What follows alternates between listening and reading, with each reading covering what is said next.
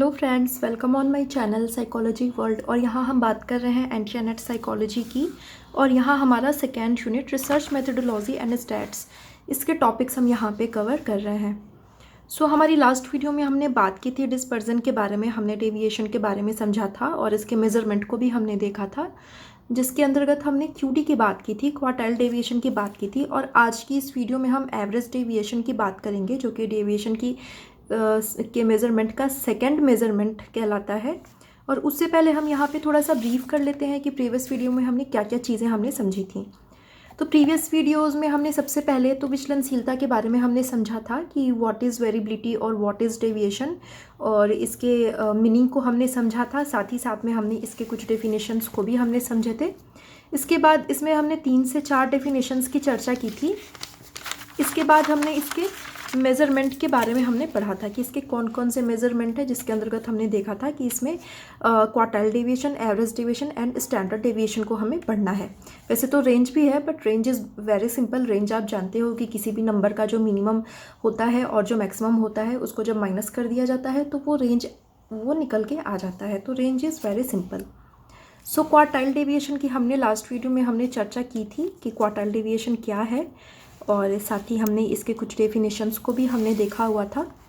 इसके साथ साथ ही हमने इन डेफिनेशंस को हमने काफ़ी अच्छे से हमने डिटेल में इसकी चर्चा की थी। और साथ ही साथ फिर हमने इसमें इसके यूजेस, क्यूडी के यूजेस और इसके मेरिट्स के बारे में भी हमने डिस्कस किया था। और साथ ही साथ में हमने इसके लिमिटेशंस को भी हमने समझा था। और इसके साथ ही साथ में क्यूडी के कैलकुलेशन पार्ट को भी हमने समझा था कि किस तरह से क्यूडी में किस तरह से कैलकुलेशन होता है, इसका फॉर्मूला किस तरह से अप्लाई किया जाता है। तो ये सारी चीज़ें हम हमारी प्रीवियस वीडियो में हम समझ चुके थे। आप प्लेलिस्ट में जाकर आप मेरी प्रीवियस वीडियोज़ को देख सकते हैं, डिस्क्रिप्शन में आपको उसका लिंक मिल जाएगा। और आज की इस वीडियो में हम बात करेंगे एवरेज डेविएशन के बारे में, जो कि वेरिएबिलिटी की सेकंड हम इसको मेज़रमेंट हम इसको कह सकते हैं। और आज की वीडियो में स्टार्ट करते हैं। Let's start.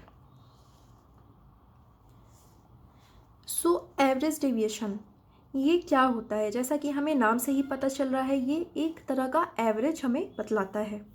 यहाँ पे हम समझ लेते हैं कि ये क्या है। किसी भी वितरण में, किसी भी डिस्ट्रीब्यूशन में के माध्य से, मीन से व्यक्तिगत प्राप्तांकों के विचलनों के औसत को एडी कहा जाता है, एवरेज डेविएशन कहा जाता है।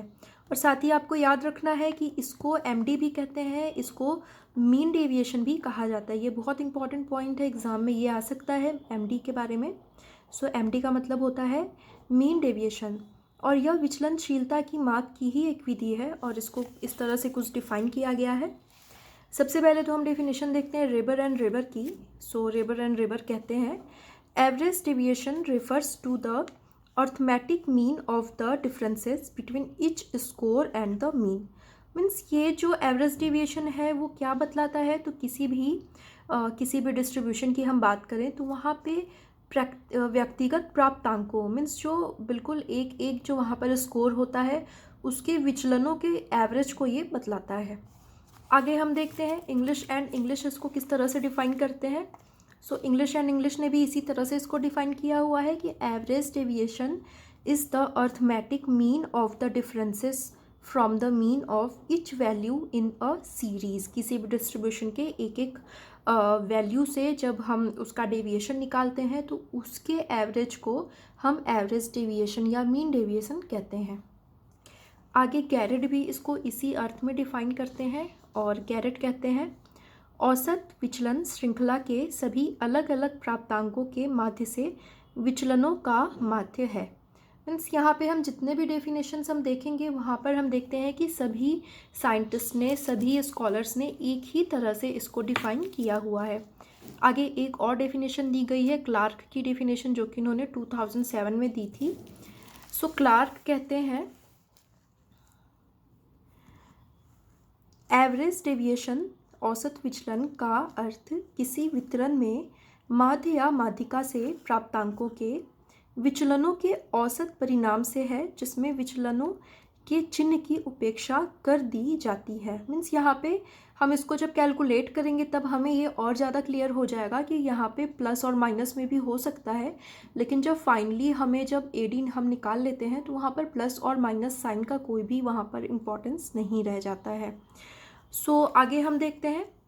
उपरोक्त परिभाषाओं को देखते हुए कहा जा सकता है कि किसी भी वितरण के माध्य से प्रत्येक प्राप्तांक के विचलन के योगफल को प्राप्तांकों की कुल संख्या से भाग देने पर जो भागफल होता है उसे ही औसत विचलन या माध्य विचलन एडी और एमडी इसको कहा जाता है। ये तो हमने इसके थ्योरेटिकल पार्ट को हमने देख लिया। अब आगे हम इसके यूजेस के बारे में पढ़ेंगे, इसके प्रॉपर्टीज़ के बारे में पढ़ेंगे, और जब हम इसके कैलकुलेशन पार्ट पर आएंगे तो ये थ्योरी पार्ट हमें और भी ज़्यादा अच्छे से क्लियर हो जाएगा। हम यहाँ पर आगे इसके यूजेस को देख लेते हैं कि इसको कहाँ कहाँ पे इसको यूज़ किया जाता है या इसकी क्या उपयोगिताएँ या प्रॉपर्टीज़ बतलाई गई हैं। तो यहाँ पर नंबर 1 हम देखते हैं, औसत विचलन वितरण के परिवर्तिका का ऐसा सूचकांक है जो परास जैसे सूचकांक की अपेक्षा परिवर्तिता की सूचना अधिक स्पष्ट रूप से देखता है। मीन्स इसके द्वारा किस तरह से डिस्ट्रीब्यूशन में किस तरह से चेंजेस आ रहे हैं, किस तरह से मिनिमम और मैक्सिमम चेंजेस जो हैं या फिर जो वेरिएबिलिटी जो देखी जा रही है उसको ये प्रॉपर ये यूज़ करता है। साथ ही साथ में क्यूडी को पढ़ते हुए हमने देखा था, क्यूडी के कैलकुलेशन पार्ट में हमने देखा था कि वहाँ पर किसी भी डिस्ट्रीब्यूशन के सभी स्कोर्स पर हमारा कैलकुलेशन नहीं वेरी करता है, लेकिन यहाँ पर जब हम एडी को कैलकुलेट करते हैं तो किसी भी डिस्ट्रीब्यूशन के हर नंबर या फिर हर स्कोर का हम यहाँ पर इसमें यूज़ करते हैं। आगे देखते हैं, एडी का संबंध माध्य से प्रत्येक प्राप्तांक के विचलन के औसत से होता है। मीन्स यहाँ पर जो बात अभी मैंने कही कि हर स्कोर से रिलेटेड ये होता है, हर स्कोर को यहाँ पर हम यूटिलाइज़ करते हैं इसके कैलकुलेशन में, तो वही चीज़ यहाँ पर कही गई है। आगे देखते हैं कि एडी को माध्य माध्यिका तथा बहुलक तीनों से निकाला जाता है। मीन्स एडी को कैलकुलेट करने के लिए हमें पहले मीन, मीडियन और मोड तीनों में से किसी एक को हमें सेंट्रल टेंडेंसी डिस्ट्रीब्यूशन की निकालनी होगी, जिसके लिए हम मीन, मीडियन और मोड तीनों का यूज़ कर सकते हैं। बट मैंने पहले ही बताया था सेंट्रल टेंडेंसी के दौरान में कि सबसे ज़्यादा हम मीन का ही यूज़ करते हैं। आगे देखते हैं, माध्य से बेहतर माध्यिका से औसत विचलन ज्ञात करना अच्छा होता है, क्योंकि ऐसा करने से ही इसकी मात्रा कम हो जाती है। लेकिन केंद्रीय प्रवृत्ति की माप के रूप में माध्य अत्यधिक प्रचलित होने के कारण माध्य से ही एडी निकाला जाता है। जैसा कि मैंने अभी बताया कि जब भी सेंट्रल टेंडेंसी को हमें कैलकुलेट करना हो और हमारे पास अगर तीनों ऑप्शन होते हैं कि हम या तो एडी, क्यूडी, एडी हम मीन, मीडियन या मोड किसी का भी यूज़ कर सकते हैं, तो हमें हमेशा मीन का ही यूज़ करना चाहिए। और यहाँ पर बतलाया गया है कि अगर हम मीडियन के थ्रू निकालते हैं अगर हम एडी, तो हमारा कैलकुलेशन थोड़ा सा सिंपल हो जाता है, थोड़ा इजी हो जाता है, लेकिन हमें यहाँ पर मीडियन का यूज़ नहीं करना है। हम मीन के द्वारा ही, मीन के थ्रू ही हम एडी को या फिर एमडी को कैलकुलेट करेंगे। और ये जो लास्ट बतलाया गया है इसको भी हम देख लेते हैं। इसकी मुख्य विशेषता यह है कि यहाँ माध्य से प्रत्येक प्राप्तांक के विचलन को निर्धारित कर लेने के बाद औसत निकालने के लिए सभी विचलनों को एक साथ जोड़ दिया जाता है। जोड़ते समय प्लस और माइनस चिन्हों पर विचार नहीं किया जाता है। मीन्स ये चीज़ एडी में ही हमें देखने को मिलती है, क्योंकि किसी भी कैलकुलेशन पार्ट की हम बात करें तो वहाँ पर हमारे जो साइन होते हैं, हमारा जो प्लस माइनस या फिर ये जो भी पॉजिटिव नेगेटिव का साइन होता है वो बहुत ज़्यादा इम्पॉर्टेंट हो जाता है। लेकिन जब हम एडी को कैलकुलेट करते हैं तो ये कैलकुलेशन का ही एक पार्ट है, ये इसको कैलकुलेट करने का ही एक रूल होता है कि इसमें जब फाइनली हम सबको ऐड करते हैं तो हमें सबको ऐड ही करना होता है, वहाँ पर प्लस और माइनस को हमें इग्नोर करना होता है। आगे इसके कैलकुलेशन पार्ट में हमें ये चीज़ें अच्छे से क्लियर हो जाएंगी। अब आगे हम इसके लिमिटेशंस के बारे में भी डिस्कस कर लेते हैं कि इसके क्या क्या लिमिटेशंस बतलाए गए हैं। तो नंबर 1 है, औसत विचलन चतुर्थ विचलन की अपेक्षा कुछ बड़ा होता है। मीन्स हमने जब क्यूडी के कैलकुलेशन को देखा था तो यहाँ पर ये कहा जा रहा है कि एडी का जो कैलकुलेशन होता है वो QD से बड़ा होता है। और आगे देखते हैं कि इसके आधार पर आगे के महत्वपूर्ण सांख्यिकीय माप जैसे कोरिलेशन या सहसंबंध, प्रतिदर्श, ग्रहण त्रुटि आदि ज्ञात नहीं किए जा सकते। मीन्स आगे के कैलकुलेशन में हम देखेंगे कि QD तो चलो एक बार को हम यूज़ भी कर लेंगे, लेकिन AD का बहुत ज़्यादा यूज़ आगे के कोरिलेशन निकालने में या फिर और भी आगे के स्टैटिस्टिकल कैलकुलेशंस को करने में इसका बहुत ज़्यादा यूज़ नहीं होता है। आगे हम देखते हैं नंबर 3, केंद्रीय प्रवृत्ति के प्रत्येक मापों के द्वारा इसे ज्ञात किया जा सकता है, लेकिन बहुलक की दृढ़ परिभाषा नहीं होने के कारण इसके द्वारा इसे ज्ञात नहीं किया जा सकता। क्योंकि जैसा कि हमने इसके प्रॉपर्टीज़ में ही हमने समझा था कि इसको सेंट्रल टेंडेंसी के जो 3 माप बतलाए गए हैं, 3 मेज़रमेंट्स बतलाए गए हैं, उन सभी मेज़रमेंट के थ्रू हम इसको कैलकुलेट कर सकते हैं। लेकिन यहाँ पर क्योंकि मोड बहुत ज़्यादा साइंटिफिक नहीं होता है और मोड को आज भी बहुत ज़्यादा इम्पोर्टेंस नहीं दिया जाता और उसका आगे कहीं भी कोई भी यूज़ नहीं है, इसलिए मोड के थ्रू हम इसको कैलकुलेट नहीं कर पाएंगे। हमारे पास मीन और मीडियन का ऑप्शन होता है, जिसमें कि मीडियन को भी हम यूज़ नहीं करेंगे, हमसे जहाँ तक पॉसिबल हो पाएगा हम मीन का ही हम ज़्यादा यूज़ करेंगे। और आगे देखते हैं, AD एक अविश्वसनीय और अस्थिर सांख्यिकीय माप है और इसके द्वारा विचलनशीलता को माप करने में, ज्ञात करने में बहुत ज़्यादा समय लगता है। तो यहाँ पर ये कहा जा रहा है कि ये AD जो है वो बहुत ज़्यादा रिलायबल हम इसको नहीं कह सकते हैं, क्योंकि इसमें एक तो कुछ चीज़ें हैं कि सबसे पहली बात तो ये है कि इसमें हम साइन को इग्नोर करते हैं। जब लास्ट कैलकुलेशन में हम पहुंचते हैं तो वहाँ पर साइन का बहुत ज़्यादा महत्व नहीं रह जाता है और वहाँ पर हम सबको माइनस का साइन होते हुए भी हम सबको ऐड कर देते हैं। तो एक तो ये चीज़ है, जिससे कि इसकी रिलायबिलिटी कम हो जाती है, इसकी वैलिडिटी कम हो जाती है और साथ ही साथ में एक टाइम का भी इशू आता है कि क्योंकि इसका कैलकुलेशन पार्ट थोड़ा सा लंबा हो जाता है QD की अपेक्षा, इसलिए इसके कैलकुलेशन में हमें ज़्यादा टाइम लगता है। साथ ही साथ में आगे के स्टैटिस्टिकल कैलकुलेशन में इसका हम बहुत ज़्यादा यूज़ नहीं करते हैं, सो इसलिए इसकी इम्पोर्टेंस जो है वो थोड़ी सी कम हो जाती है। सो ये यहाँ पर हमारा ये AD कंप्लीट होता है, एवरेज डेविएशन, जिसको कि हम मीन डेविएशन भी कहते हैं। और आई होप आपको ये अच्छे से क्लियर हुआ होगा। अगर किसी पॉइंट में आपको प्रॉब्लम आती है तो आप मुझे कमेंट करके पूछ सकते हैं या फिर आप मुझे मेल के थ्रू भी पूछ सकते हैं। मेल ID मैंने डिस्क्रिप्शन में दी हुई है। अब आगे हम इसके कैलकुलेशन पार्ट को देखेंगे कि कैलकुलेशन इसमें हम किस तरह से किया जाता है। वैसे तो कैलकुलेशन पार्ट आपके नेट के एग्ज़ाम में नहीं आता है, बट एवरेज डेविएशन को अच्छे से समझने के लिए आपको कैलकुलेशन पार्ट को जानना आपके लिए इम्पॉर्टेंट हो जाता है, क्योंकि वैसे आपको रटने की ज़रूरत पड़ेगी और रटी हुई चीज़ें आप भूल भी सकते हैं, लेकिन अगर आप इसके कैलकुलेशन पार्ट को करके इसको समझेंगे तो ये बिल्कुल आपको याद रह जाएगा। सो यहाँ पे हम देखते हैं, सबसे पहले तो हम स्मॉल डेटा पर देखेंगे। स्मॉल डेटा पर हम इसको कैसे हम कैलकुलेट करेंगे, तो यहाँ पे हम देख लेते हैं।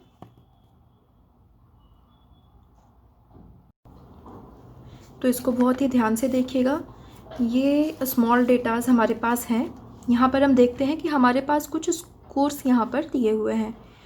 सो स्कोर्स को हम कैपिटल X से डिनोट करेंगे और यहाँ देखते हैं 11, 12, 13, 15, 11, 12, 10, 7, 2, 3, 7, 5। यहाँ पर हम देखते हैं कि 12 स्कोर्स हमारे पास दिए हुए हैं। अब हमें क्या करना है कि इन सबको हमें ऐड कर लेना है। ये हमारा n आ जाएगा 108। अब हमें क्या करेंगे, AD निकालने के लिए सबसे पहले हमें मीन निकालना होगा। तो मीन का फॉर्मूला जैसा कि हम जानते हैं कि टोटल नंबर को हम उसी नंबर से, सम ऑफ टोटल नंबर को उसी नंबर से हम डिवाइड कर देते हैं, तो हमारा जो है मीन निकल के आ जाता है। तो यहाँ पे AD का जो फॉर्मूला दिया हुआ है वो है AD is equal to sigma x/n। So पहले हम इसको समझ लेते हैं। यहाँ पर इस फॉर्मूला का मीनिंग है, AD का मतलब तो औसत विचलन हो गया, एवरेज डेविएशन। X का मतलब है यहाँ पर, इसका अर्थ वास्तविक माध्य से प्रत्येक प्राप्तांक का विचलन है।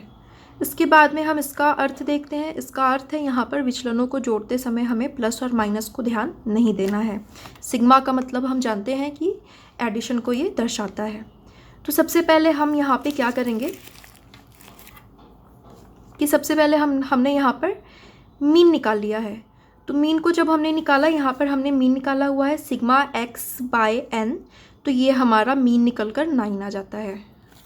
जस्ट वेट, हमने यहाँ पे देखा कि एडी निकालने के लिए हमें सबसे पहले मीन निकालना है। मीन का फॉर्मूला बहुत ही सिंपल है, स्मॉल डेटा के लिए सिग्मा एक्स बाय एन। हमारा यहाँ पे सिग्मा एक्स जो है मीन्स जो सम ऑफ एक्स है वो है 108 और हमारा एन जो है वो है 12, क्योंकि ये टोटल नंबर जो है वो स्कोर है वो 12 है। इसको हमने 108 को 12 से डिवाइड कर दिया, ये हमारा यहाँ पर 9 आ गया। 9 क्या आया हमारा, ये 9 हमारे यहाँ पर मीन आया है। अब हमें क्या करना है, मीन तो हमारे पास आ गया। अब देखिए मीन को x माइनस मीन, हमें यहाँ पर x माइनस मीन करना है। मीन्स ये जो स्कोर्स हैं उसमें से हमें मीन को माइनस करते जाना है। तो यहाँ पर जैसे हमारा मीन हम जानते हैं कि 9 आया है और ये हमारा स्कोर दिया हुआ है, तो इसको हम 9 से 11 को हम माइनस करेंगे तो -2 आएगा। छोटे नंबर से बड़े नंबर को अगर हम माइनस करते हैं तो वहाँ पर हमेशा ही बड़े नंबर का ही साइन होता है, वहाँ पर माइनस का साइन होता है, तो यहाँ पर इसलिए -2 आ गया। 9 से 12 को हम माइनस करेंगे, -3 आ गया। 9 से 13 को हमने माइनस किया, -4 आ गया। 9 से हमने 15 को माइनस किया, -6 आ गया। 9 से हमने इसी तरह 12 को माइनस किया, -3, -1। यहाँ पर 9 से 7 को हमने माइनस किया तो +2। 9 से 2 को किया तो हमने +7, +6, +2 एंड +4। तो यहाँ पर हम देख रहे हैं कि कुछ हमारे जो नंबर्स हैं वो प्लस में आए हैं और कुछ नंबर्स हमारे माइनस में आए हैं। जब भी छोटे नंबर को बड़े नंबर से माइनस करेंगे तो माइनस में आएगा और बड़े नंबर को छोटे नंबर से माइनस करेंगे तो वो प्लस में आएगा। तो यहाँ पर इस साइन का मतलब ही होता है कि हमें प्लस और माइनस को इग्नोर करना है। तो हमारा सिग्मा एक्स जो है वो यहाँ पर 42 आ गया है। और अब हम इसको AD के फॉर्मूला पर हम इसको वैल्यूज़ को हम सेट कर देंगे। So AD is equal to sigma x by n. तो ये हमारा टोटल आया है 42। तो 42 को हमने n से डिवाइड करेंगे, n हमारा है 12 यहाँ, क्योंकि यहाँ पर हमारा 12 नंबर है। इसको हमने जब डिवाइड किया तो हमारे पास आता है 3.5, ये हमारा आंसर हो जाता है। तो हम देखते हैं कि ये जो डिस्ट्रीब्यूशन दी गई है या ये जो डेटा दिया गया है, यहाँ पर जो वेरिएबिलिटी है वो 3.5 की वेरिएबिलिटी देखी जाती है। और अब हम इसको लार्ज डेटा पे भी देख लेते हैं कि लार्ज डेटा पर हम AD को किस तरह से हम डिफ़ाइन करेंगे। सो यहाँ पर हम देखते हैं कि हमारा क्लास इंटरवल बना हुआ है, डिस्ट्रीब्यूशन बना हुआ है। क्लास इंटरवल के बाद हमारी फ्रीक्वेंसी भी यहाँ पर दी गई है। तो सबसे पहला काम हम करेंगे कि हम n को पहले निकालेंगे। n को कैसे निकालेंगे, हम ये सभी फ्रीक्वेंसी को हम ऐड कर देंगे। इसके बाद हम आगे की ये कैलकुलेशन के लिए हम सबसे पहले हमें मीन को निकालना होगा। तो सबसे पहले हम क्या करेंगे, यहाँ पर मीन को निकालेंगे। n हमने निकाल लिया, एक और कॉलम बनेगा, बस वैसा ही प्रोसेस करना है जैसा प्रोसेस आपने मीन निकालते हुए किया था लार्ज डेटा को बनाते हुए, वो सेम प्रोसेस यहाँ तक होगा। उसके बाद का प्रोसेस हम AD के लिए यूज़ करेंगे। तो यहाँ पर हमने क्या करना है, ये हमारी फ्रीक्वेंसी दी हुई है। कैपिटल X को हम कैसे निकालेंगे, तो यहाँ पर आपको याद होगा प्रीवियस वीडियोस में कैलकुलेशन पार्ट में आप देख सकते हैं, सेंट्रल टेंडेंसी के कैलकुलेशन पार्ट में यहाँ पर हमें क्लास इंटरवल के मिड नंबर को लेना है। तो यहाँ पर 70 और 79 के बीच में 10 इंटरवल्स का गैप है, इसलिए यहाँ पर हमारा I जो है वो 10 होगा। और यहाँ पर हमारा जो ये मिड पॉइंट होगा, इसका मिड पॉइंट हमारा 74.5 होगा। इसी तरह से इसका मिड पॉइंट हमारा 64.5 हो जाएगा, आगे 54.5, 44.5, क्योंकि 10-10 का ही इंटरवल हम देख रहे हैं, 10-10 का ही गैप यहाँ पे दिया हुआ है, इसलिए इसी तरह से ये सारा हो जाएगा। तो ये हमारा कैपिटल X हमने ये मिड पॉइंट निकाल करके हमने निकाल लिया। अब आगे हम जिस तरह से मीन निकालते थे कि हम F और X को मल्टीप्लाई कर देते थे, उसी तरह से आगे के कैलकुलेशन पार्ट को हम करेंगे। Fx को हमने कैसे निकाला है, हमने ये F और X को हमने आपस में मल्टीप्लाई कर दिया और ये हमारा निकल के आ गया है। तो ये यहाँ पर 74.5 को हमने 6 से हमने मल्टीप्लाई किया तो 447 आ गया। इसी तरह से हमने इन सबको हमने कैलकुलेट हम करते गए हैं, मीन्स इन सबको हमने आपस में मल्टीप्लाई हमने कर दिया है। अब मल्टीप्लाई करने के बाद हमारे पास ये सिग्मा Fx हमारा आ गया है 2295, ये 2295, ये हमारा सिग्मा Fx आ गया है। अब हम क्या करेंगे, पहले हम अब मीन निकाल लेंगे। तो मीन निकालने का सिंपल सा फॉर्मूला है, mean is equal to sigma f x by n. Mean sigma f x जो हमने निकाला है इसका सम हमें करना है, सम ऑफ, और सिग्मा एफ एक्स हमारा 2295 है, इसको हमने 50 से डिवाइड कर दिया क्योंकि यहाँ पर एन हमारा 50 है। इसको हमने डिवाइड कर दिया तो हमारा जो मीन है वो निकल के 45.9 आ गया। अब आगे हम क्या करेंगे कि अब आगे हमें एडी के फॉर्मूला को हमें यहाँ पर यूज़ करना है। एडी का फॉर्मूला हम देख रहे हैं, एडी का फॉर्मूला दिया हुआ है, AD is equal to sigma f x by n. अब यहाँ पर आगे के कॉलम के लिए हमें क्या करना होगा, हम आगे इसको कैसे निकालेंगे, एक्स कैपिटल एक्स तो हमने निकाल लिया, अब यहाँ पर हम x1 निकालेंगे या फिर हम इसको स्मॉल x भी कह सकते हैं। इसको हम निकालने के लिए हमें क्या करना होगा, x को m से हमें माइनस करना होगा। मीन्स यहाँ पे हमारा जो x निकला था, हमने ये जो मिड पॉइंट निकाला हुआ था, इसको हमें मीन से, जो हमारा मीन यहाँ पर आया है 45.9, इससे हमें इसको माइनस करते जाना है। तो हमने क्या किया है, x माइनस m, इसमें से 74.5 से हम 45.9 को माइनस करेंगे तो ये हमारा आ गया 28.6। इसी तरह से हमने इसको और इसको आपस में हमने माइनस करते गए हैं और ये हमारा कुछ इस तरह का हमारा यहाँ पर डेटा निकल कर आया है। x1 हमारा कुछ इस तरह का आया है। अब आगे हमें क्या करना है, सिंपल है, fx कर देना है। fx मीन्स ये जो x1 है उसको हमें f से मल्टीप्लाई कर देना है। f कौन सा हो गया हमारा, ये फ्रिक्वेंसी हो गई, ये जो फ्रिक्वेंसी दी गई है इसको हमें इससे मल्टीप्लाई कर देना है।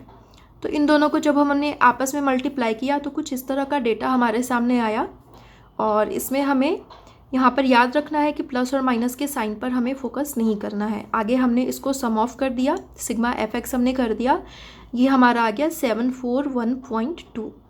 अब आगे कुछ नहीं करना है, बहुत ही सिंपल है। आगे हमारा एडी का फॉर्मूला हम अप्लाई करेंगे, AD is equal to sigma f x by n, और यहाँ पर हमने सिग्मा एफ एक्स जो हमारा ये आ गया 741.2, इसको हम इस वैल्यू को बैठा देंगे और एन हमारा हो जाएगा 50। तो बस इसको आपस में हमें डिवाइड कर देना है। हमने इसको डिवाइड कर दिया तो हमारा ये एडी निकल के आ गया 14.82। तो ये हमारा एडी हो गया।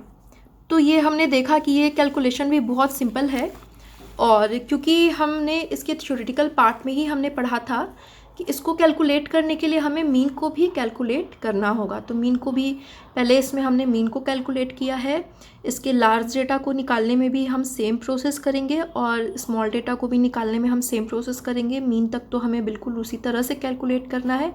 आगे 2 कॉलम आपके बढ़ेंगे एडी निकालने के लिए, उसके बाद एडी का भी फॉर्मूला बहुत ही सिंपल है जिसको कि कैलकुलेट कर देना है। तो आई होप कैलकुलेशन पार्ट को देखने के बाद आपका थ्योरेटिकल पार्ट भी स्ट्रॉन्ग हुआ होगा और आपके लिए अच्छे से ये समझ में आ गया होगा। सो आज की वीडियो में मैं यहीं तक रखती हूँ, एडी तक की, और नेक्स्ट वीडियो में मैं एसडी पर जल्दी ही लेकर आऊँगी। SD is very important, SD के बारे में हम डिटेल में डिस्कस करेंगे। सो आज के लिए इतना ही। Thank you so much.